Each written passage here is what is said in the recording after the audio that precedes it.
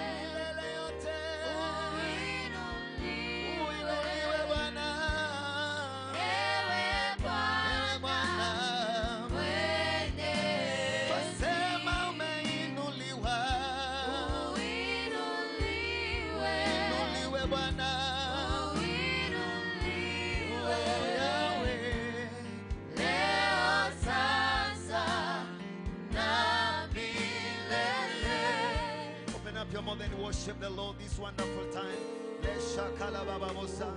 He is lifted above everything. He is above all things. He was before even the beginning. And the Bible says his name is highly lifted. The Lord has given him a name above all other names, that at the name of Jesus every knee must bow, every tongue confess that he is the Lord. We worship you, O God Almighty.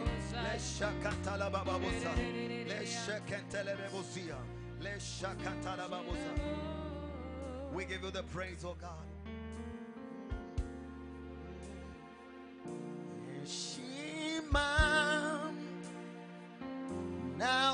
utukufu na sifa ni zako Bwana. Heshima Yawe na utukufu na sifa ni zako Bwana. Tuseme heshima, heshima, heshima zote na utukufu, haleluya, na sifa zote ni zako Bwana. Heshima zote Bwana, heshima, heshima zote na utukufu Bwana, na sifa ni zako Bwana. Heshima zote, heshima, heshima, utukufu na utukufu, oh Yahweh, na sifa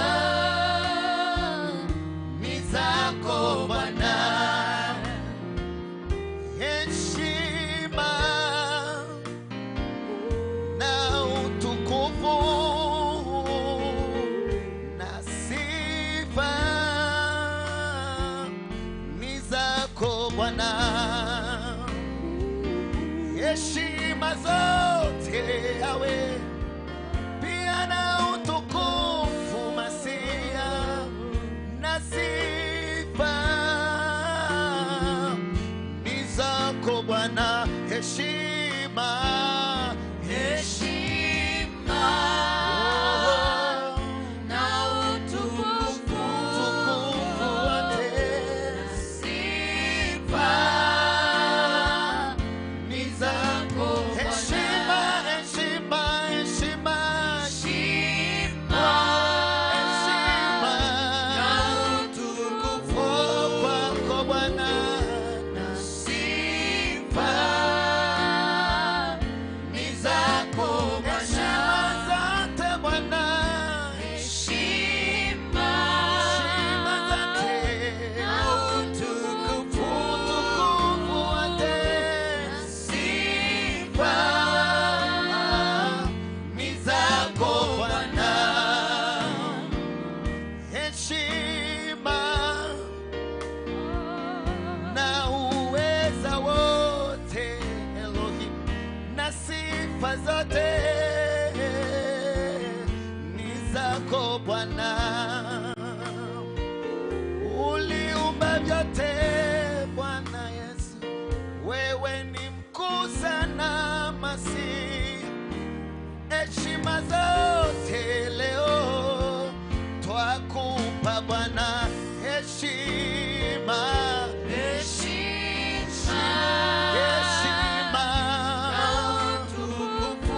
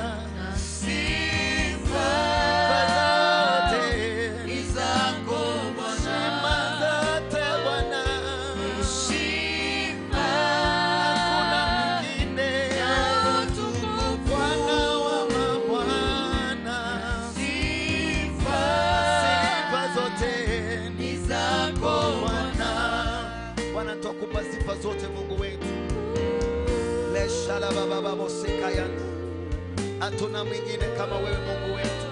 Tunakuinua Mungu wetu. Sifa zote na heshima twakupa Bwana. Leshala baba mabosi na yande. Lekatala baba bosi. Moyo wangu na kuabudu Bwana. Moyo yetu inakusifu Mungu wetu. Mioyo yetu inakuhimidi Mfalme. Utukufu wote ni wako Bwana. Sekala baboshi la yande babosi. Leshakatala babosi. Unastahili kuabudiwa. Unastahili Bwana. Unastahili kuabudiwa. Unastahili unastahili kuabudiwa. Unastahili Bwana wa mabwana. Unastahili kuabudiwa. Unastahili Bwana wa mabwana. Unastahili kuabudiwa. Unastahili unastahili kuabudiwa. Unastahili Bwana. Unastahili kuabudiwa. Unastahili Unastahili unastahili kuabudiwa. Unastahili hakuna kama wewe. unastahili Bwana wa wafalme. Unastahili Bwana. unastahili Kuabudiwa. unastahili Kila kifo Bwana. unastahili Wewe watawala. unastahili Bwana. unastahili Na milele. unastahili Wewe wastahili. unastahili Wewe wastahili. unastahili unastahili kuabudiwa. Unastahili Unastahili kuabudiwa. Unastahili unastahili kuabudiwa. Unastahili uweza wote Bwana ni wako. Uliumba vyote masia. Unastahili kuabudiwa. Unastahili wastahili. unastahili kuabudiwa. Haleluya. Unastahili unastahili Unastahili Bwana. unastahili Unastahili Yesu. unastahili Unastahili Bwana.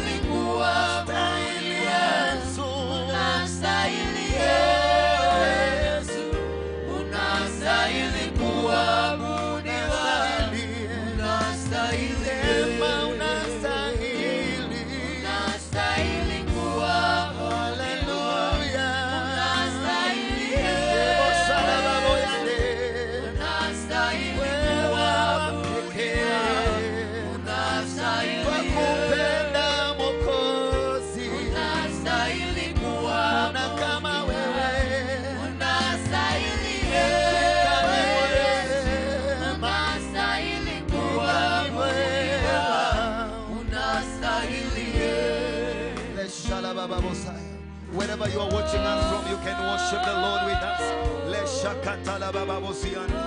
We give you glory and honor, my Savior. You are worthy to praise. You are worthy of adoration, oh God. You are the ancient of days.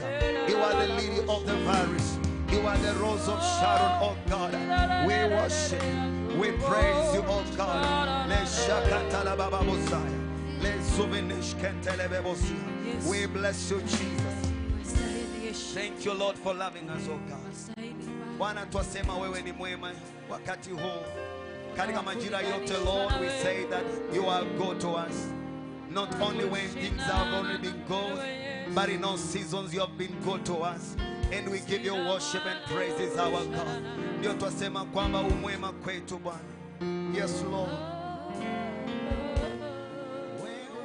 Mwema haufananishwi, wewe ni mwema Baba. Wewe ni mwema haufananishwi, wewe ni mwema Baba. Wewe ni mwema, wewe ni mwema, haufananishwi, wewe ni mwema Baba. Mfalme wa wafalme, Wewe ni mwema, hallelujah. haufananishwi, wewe ni mwema Baba. Wewe ni mwema,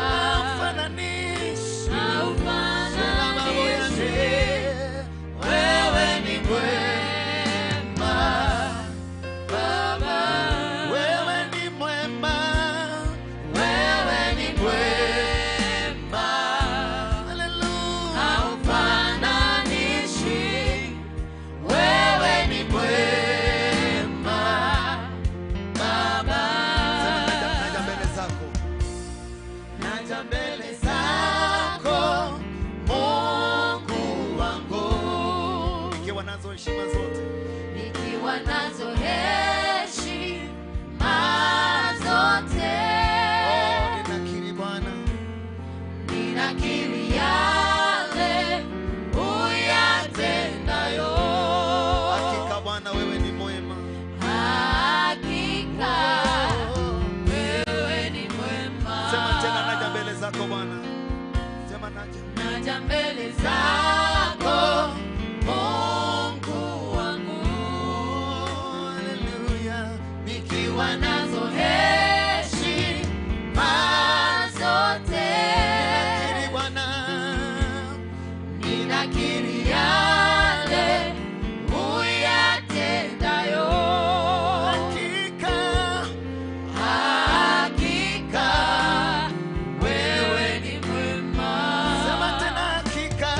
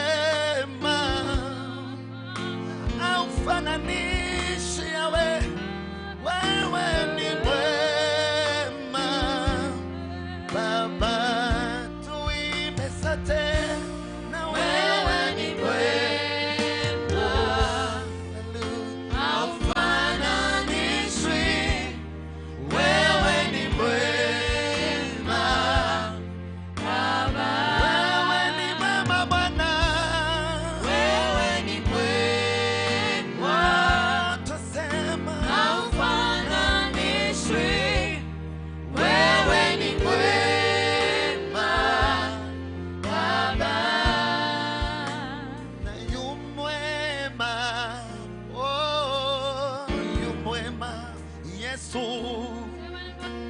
yu mwema, oh, yu mwema Yahweh, yu mwema, oh, yu mwema Yesu, yu mwema Yesu. Na yu mwema, oh, yu mwema Yesu, yu mwema, oh, yu mwema Yesu, yu mwema, oh, Yahweh, na yu mwema Yesu, yu mwema Yesu, twaimba leo. Yu mwema,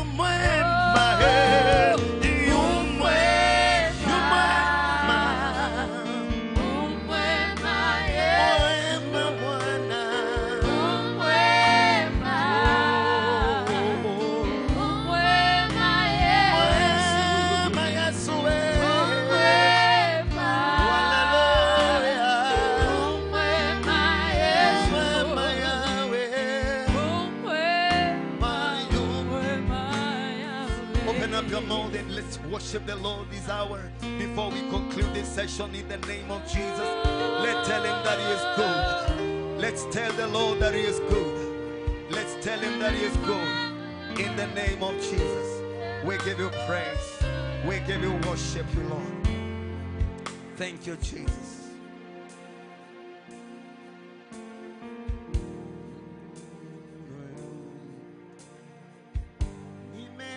Fadhili zako Baba, nasema asante.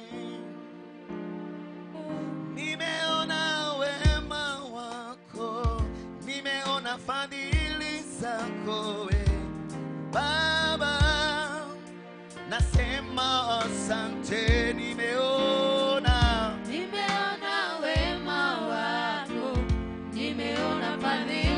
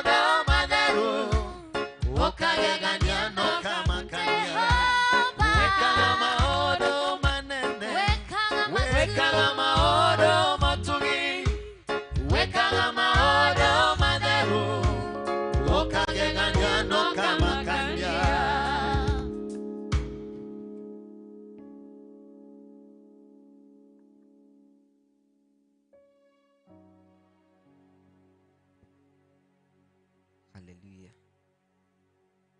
I request Pastor George to pray Let us pray. Our Father, in the mighty name of Jesus, we sincerely come before your presence with our hearts filled with gratitude, for you've been good to us. We thank you for the breath of life, and I thank you, Lord, even for the power that is in your word. The Bible says that with your word you created the heavens and the earth, and by the same word, Lord, you want to speak to us and give us directions and give us instructions and warn us and counsel us and rebuke us, oh God, because your word is able to direct us into where we ought to be. I pray for your servant that he speaks your word this hour, Lord. Let the lives of many be healed and destinies be established, oh God Almighty. Let barriers be removed, oh God. Let the entrance of your word bring light and understanding to every man and woman that will hear this word. May they leave this place, oh God Almighty, and where they are watching us from, with a testimony in the mighty name of Jesus. I thank you that you have anointed the lips of your son, Jehovah God, as he speaks your word. Let your utterance, oh God, change and transform our lives. We give you glory and we give you honor. In Jesus' mighty name we pray and also give thanks. Amen. Amen.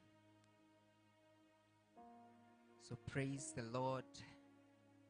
It's a great time. We thank God for giving us this wonderful time and opportunity to fellowship with him, to dine with him. And I believe that there is a lot that is happening in our lives. Even as we have worshipped him, through our praises to him, the Lord is still at work. And I believe that he is doing something good in your life. He is changing your life. He is making you better by the fact that you are part of this great moment and session that he has given us to fellowship with him. And it's another time that has come for us to hear the word of God, and I'm privileged to bring the word of God to you. The Bible says that the word of God is the only thing that shall not pass away. Every other thing shall come to pass. Everything that you see today, it has an end. But the word of God is eternal. The Bible says that his word, it is forever settled in heaven. And it is the only thing that will remain forever. So as the word of God comes to us tonight, I believe that it is coming to change us. It is not coming to leave us the way we are right now. It is coming to change our lives and to make us better. Every day we look forward to becoming more like Christ. And it is the word of God that sharpens us to become the kind of people that God wants us to become. So I believe that as you listen to the word of God today, that you will hear the voice of God. That every other voice that is speaking in your life will be overpowered by the voice of God, and you will clearly hear what the Lord has to say this moment, in the name of Jesus.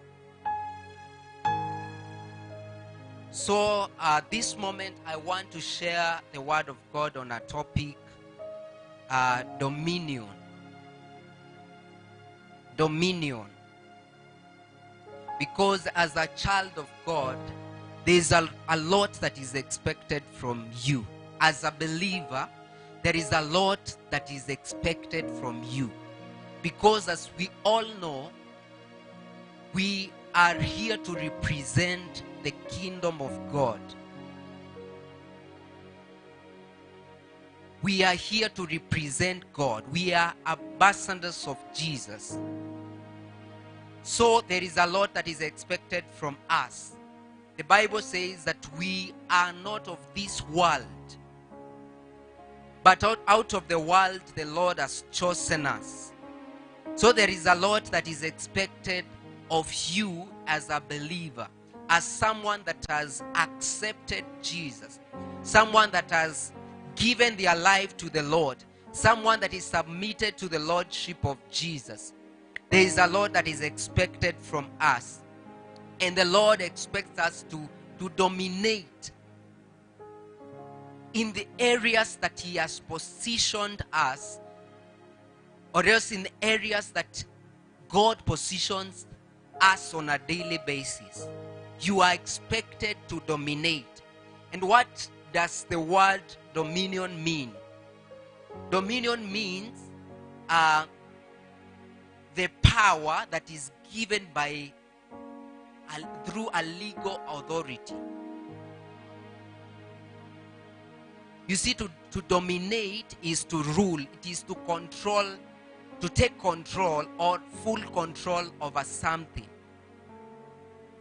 And in this case, the authority that has given us this power, it is God himself. And I want us to read the word of God in Genesis chapter 1. Genesis chapter 1 from verse 26. Genesis chapter 1 from verse 26. The Bible says, "Then God said, let us make man in our image, according to our likeness. Let them have dominion over the fish of the sea, over the birds of the air, over the cattle, over all the earth, and over every creeping thing that creeps on the earth." So it is a command from the Lord. When the Lord made all of us, the Bible says that even before we were conceived in our mother's womb, the Lord knew us. And when the Lord made us, he commanded us, and he expects us to take dominion. And I pray that as you hear what the Lord has to say concerning dominion, I pray that you will know that you are not just an ordinary person. When the Lord has commanded, he has commanded. If the Lord has said that we take dominion, that is what he expects from us. And he has availed everything that is needed for you to dominate as a child of God. And there is something that is very unique with someone that knows Christ. There's something that should stand out in your life as a person. There is something that should not, the people of the world, when they look at you, there is something that they should not. That there is something different about this person.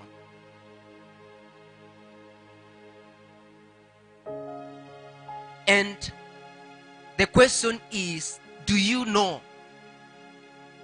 Do you know that you are supposed to take dominion as a child of God? Do you know that, does your heart know that you are supposed to dominate as a child of God? And as we have seen in that verse, the Lord expects us to take dominion over all the earth, over everything that he created. You are supposed to full charge over all things, over all the earth. Yes, there are things that have been mentioned there, but that part, I would want to focus with that part that says over all the earth.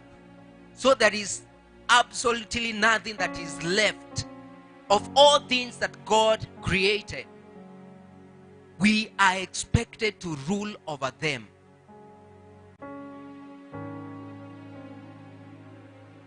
Maybe you are asking yourself, how can I take dominion? When I look at my life right now, maybe there is no sign or there is no evidence that you are dominating as a child of God. I want us to read Galatians chapter 2. Galatians chapter 2 and verse 20. Galatians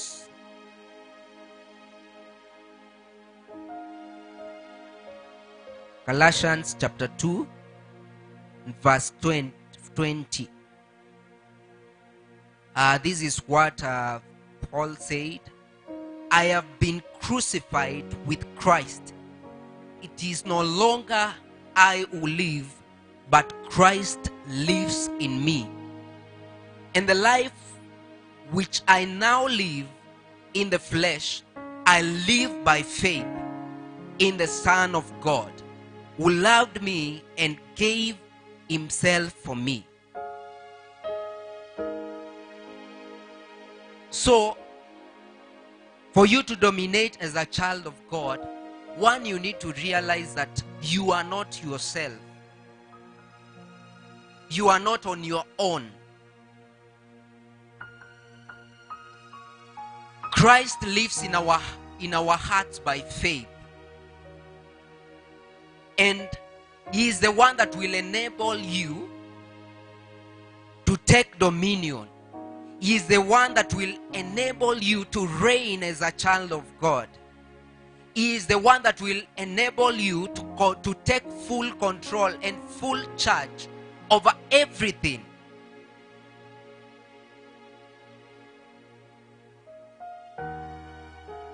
It's good to remind us that when Christ comes into our hearts, we die to flesh. We die to our own strength. We die to our own knowledge. We die to our own abilities. We die to all the demands of the flesh. And we allow Christ to live through us. So as you go through this life, God expects us to take dominion just as he has commanded us. And you only need to allow Jesus to live through you, because we are representing a kingdom of God, that the kingdom of God that has no end, the kingdom of God that is forever, the kingdom of God that cannot be shaken. So Jesus Christ will enable you to take dominion, be it in your workplace, be it in your business, be it in your ministry. You will have an authority in that given setting, because that is what the Lord expects us. The Bible says that the creation is awaiting the manifestation of the sons of God. And we cannot fully manifest if we are not conscious that we should take dominion, that we were meant to dominate, that we were meant to win, to walk in victory. Because when you are conscious of this, you will be able even to live a balanced Christian life. You will be able to walk victoriously in every matter, in everything that you do. You will succeed, because you know what our Father expects us to do. And for us to have dominion, I want us to go back to Genesis chapter 1. Genesis chapter 1 and verse 28. Every instruction that God gives and command that he gives in his word, he has provided the way we should do it. God tells you to do something, he will provide everything that you need to do that thing. And in verse 28 of Genesis chapter 1, verse 28, God has given us how we should take dominion, the process that we should follow. And the Bible says, then God blessed them. And God said to them, be fruitful and multiply, fill the earth and subdue it. Have dominion over the fish of the sea, over the birds of the air, and over every living thing that moves on the earth. So number one thing that you should do is to be fruitful. You should bear fruit. You should be fruitful as a child of God. Maybe you have discovered what your gift is. What fruit are you bearing as a child of God? In your Christian life, in your walk with God, what fruit are you bearing? The Lord has commanded us to be fruitful. And number two, to multiply. And what is this that we are multiplying? It is the fruits. That fruit that you bear, it is what you are supposed to multiply. Maybe I sing and I produce one song. I should not stop at that. I should pray that God helps me to do more of what I've already done, more of what has already happened. That I may continue. Remember this dominion that we are supposed to have in our lives. It is not for our own good. It is for the furtherance of the kingdom of God. It is for the glory of God. Because as I said, we are representing God's kingdom here on earth. We do not belong here. We are representing the kingdom of God here on earth. So we are supposed to multiply that fruit. And then number three, we are supposed to distribute it. And once we distribute that, if maybe it's a church like this, or a church ministry like the one that you have started, and maybe there is somewhere that you are located, there should be, with time, there should be a duplicate of the same in other areas, because the Lord wants us to take full dominion as we live this life. And number four, we are supposed to subdue. And to subdue is to control. And once you do all these things, you follow this process that God has given us, being fruitful in everything that you do, multiply the fruit of what you do, that is, you reproduce, then distribute, and then subdue. That is, result will be dominion. The result of all that will be dominion. So I want to challenge us this moment that desire a child of God, because the Lord has already spoken. And the word of God is very clear that every word that God speaks, it never goes to him void. The Lord has already spoken that we should take dominion. And one thing that should give you confidence is the Great Commission. We are disciples of Christ. And Jesus has already missioned us to go. And I want us to read this very common verse that I know that all of us have come to hear of it. That is in Matthew 28, verse 19. The Bible says, let's read from verse 18.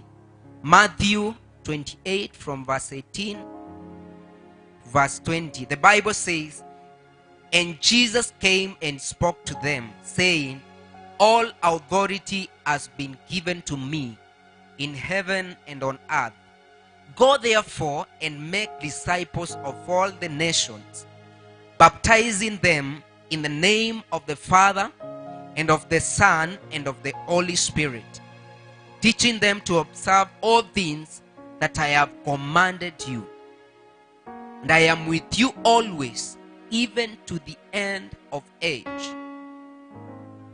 So there is nothing that should make you fear. There is nothing that should scare you from practicing what the Lord is speaking to you every day.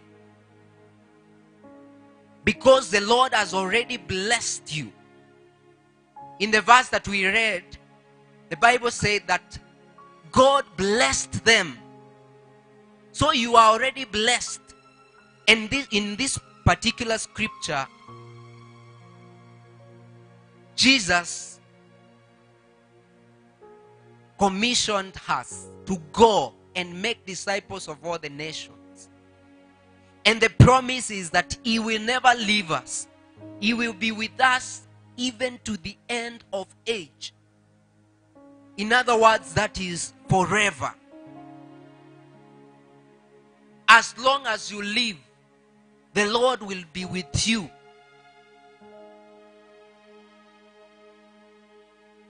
Because you have said yes to Him.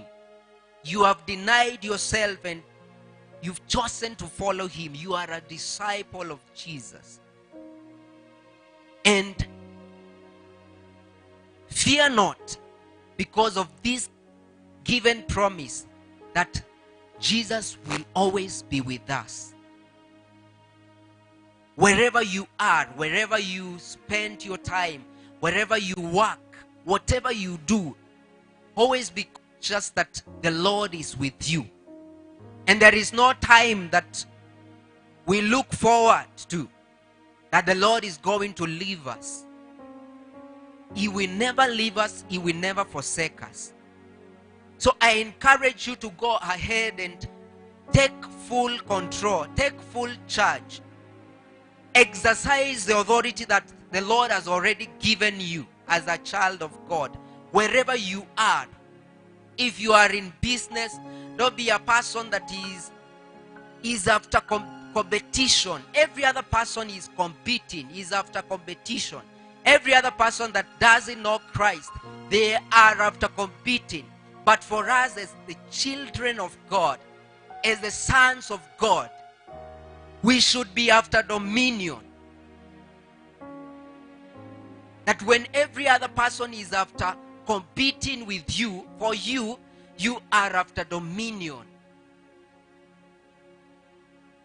And I pray in the name of Jesus that as you go ahead to practice what the Lord is speaking to you, that the world will know that you are not an ordinary person, that you represent a very great kingdom, the kingdom of God that cannot be defeated, the kingdom of God that cannot be shaken. That there will be a distinction between you that know this truth and those that do not know. So let us allow the Lord to help us to take dominion over all the earth, over everything. Even when you meet someone that is not born again, those people should note that there is something about you. Even before you speak, they should know that there is something about you that is so unique.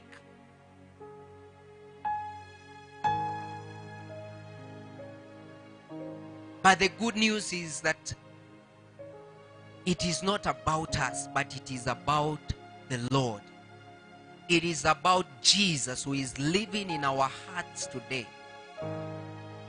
He is the one that is living His life through us. So I pray that in every place that we are, in every place that God takes us, every place that the Lord sends us, there will be that difference. We will continue to take dominion. We will continue to take control. that nothing shall intimidate us. Nothing shall hinder the work of God in your life. Nothing that shall hinder you from serving the purpose of God. Because you know this truth, that the Lord has already commissioned you to go out and take dominion, even as you win lives to Him.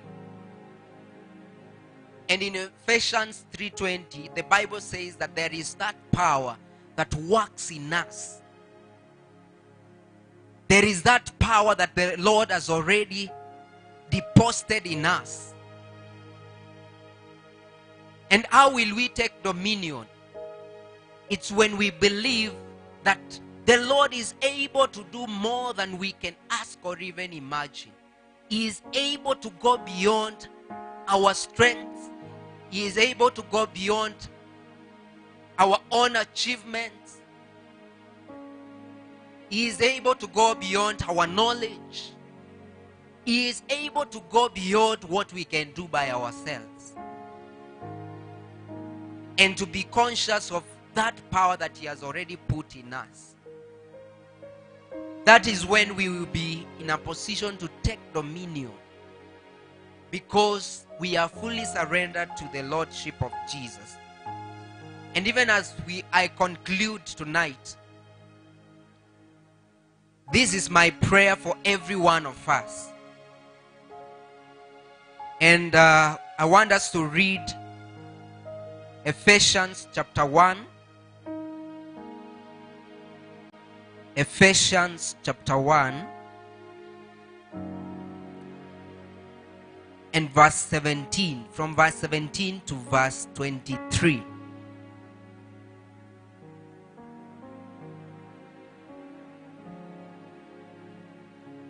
And this is my prayer for everyone that is listening to me this moment. I want us to move together. This is the prayer that the God of our Lord Jesus Christ, the Father of glory, may give you the spirit of wisdom and revelation in the knowledge of Him.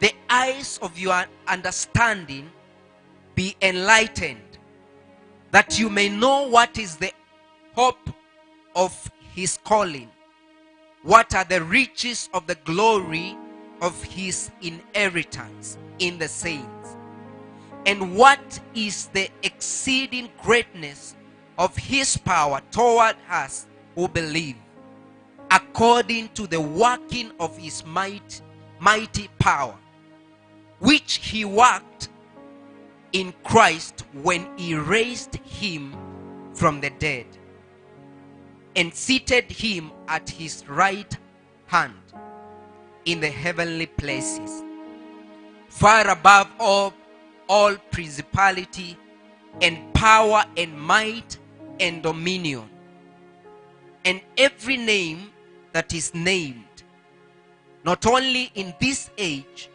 but also in that which is to come. And he put all things under His feet, and gave Him to be the head over all things to the church, which is His body, the fullness of Him who fills all in all. So that is my prayer for every one of us. As you take dominion, remember that the battle is already won.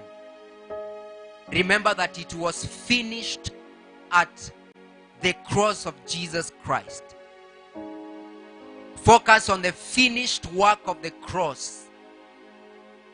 As you take charge, remember that it is Christ that is taking charge through you. It is not about you. On our own, we cannot make it. On our own, we will be defeated. But when our focus is what Christ did at the cross, we will be in a position to manifest and to demonstrate the power of God in our everyday life. in the name of Jesus. So my prayer for every one of us is that you will go ahead and take dominion, knowing that the Lord is there to help you. He has already done the work that was to be done. Ours is to obey and to do what He expects us to do. So tonight, do not be afraid. Do not be afraid.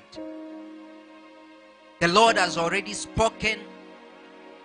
The Bible says that His promises, every promise that the Lord has given, it is yes and it is amen. It shall be so. This prayer that we have made through His word, it will be fulfilled in our lives. Because the word of God cannot fail. The word of God cannot fail. So I want us to do a song even as we pray, so that we can conclude. Amen.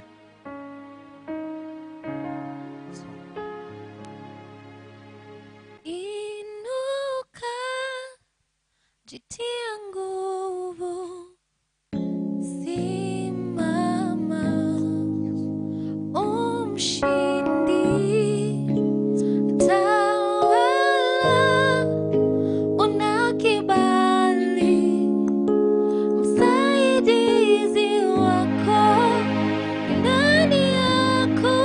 Inuka, inuka, jitia nguvu, simama, umshindi, tawala, una kibali, msaidizi wako yu ndani yako. Inuka, inuka, jitie nguvu, tawala, simama, umshindi, tawala, una kibali, msaidizi wako yu ndani yako. Inuka, inuka, jitie nguvu, simama, simama, umshindi, tawala, una kibali, msaidizi wako yu ndani yako.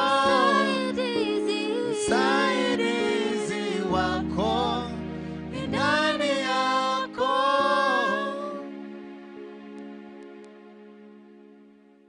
Let's pray.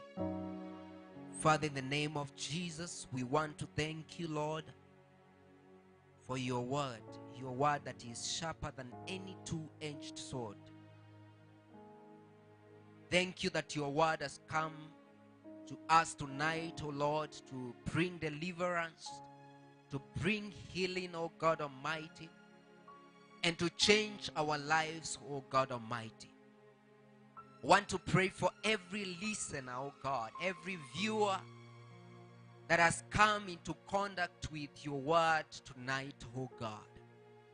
I pray in the mighty name of Jesus that that word will bear fruits in their lives in the name of Jesus. I pray that they will not be like that man that looks themselves in the mirror and they forget how they looked like, but they will put this word into action in the mighty name of Jesus. I pray that nothing that shall scare them, O God Almighty, from practicing this truth in the mighty name of Jesus. Your word says that we shall know the truth and the truth will set us free, O God.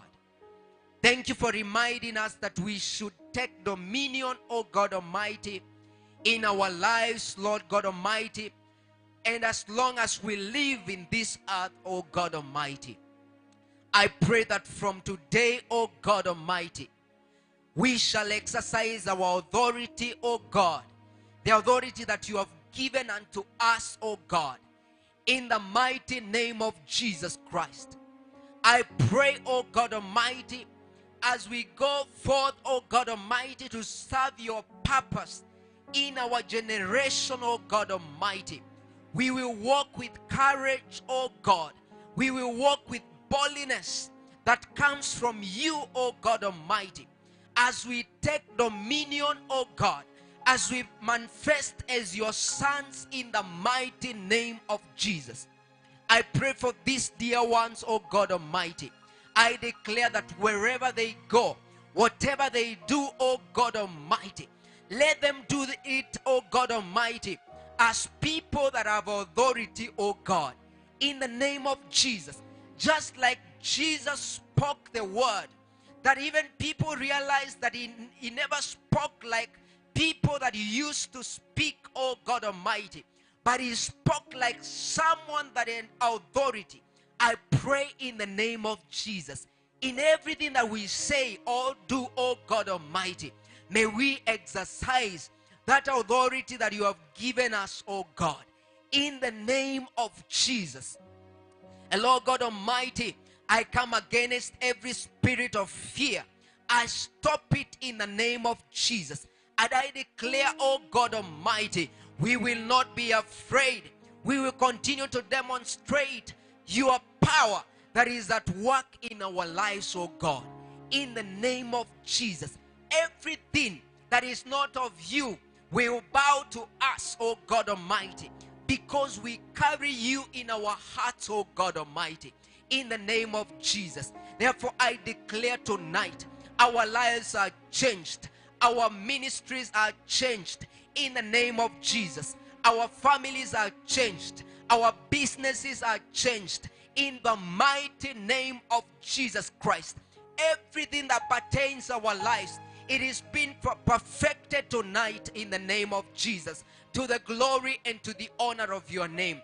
We speak to every sickness, every infirmity, oh God Almighty, as we take dominion. We know, oh God, there is promise of divine health. We speak healing in the name of Jesus Christ. We declare that everyone that is listening tonight, oh God Almighty, and they are sick in their body, we rise in authority, oh God Almighty, and we command that sickness to leave in the name of Jesus Christ, oh God. And Lord God Almighty, even those that do not know you, we pray, oh God, the Spirit of God, you will convict them tonight in the name of Jesus and bring them to the knowledge of you, Jesus, in the mighty name of Jesus Christ, oh God, that they will accept you in their hearts, oh God, in the name of Jesus Christ. We bless your name, oh God. We honor you, oh God Almighty, and we want to thank you in advance, even for the great testimonies that you have released tonight, oh God. We want to thank you for the lives that you have healed, oh God. We want to thank you for the families that you have changed. We want to thank you for the burdens that you have lifted off the shoulders of your people, oh God Almighty. Thank you that your people are carrying your burden that is light. They have worn your yoke that is easy, oh God Almighty, and their lives are never the same again, oh God. We bless your name and we honor you, oh God Almighty, for there is no one like you. We declare that this ministry is blessed. Divine Television Network is blessed. We continue to confess that this ministry will continue to impact many lives and to change many lives, to encourage them that are broken, oh God, them that are downcast. Their ends will be lifted to the glory and to the honor of your name. In the name of Jesus, we pray for every minister, the ministers in this platform, oh God. Thank you that your grace is sufficient at all times, oh God, and they will continue to deliver and to represent you and to give that which you put in their hearts, oh God, in the name of Jesus. We bless you and we honor you for there is no one like you. In Jesus' name we pray.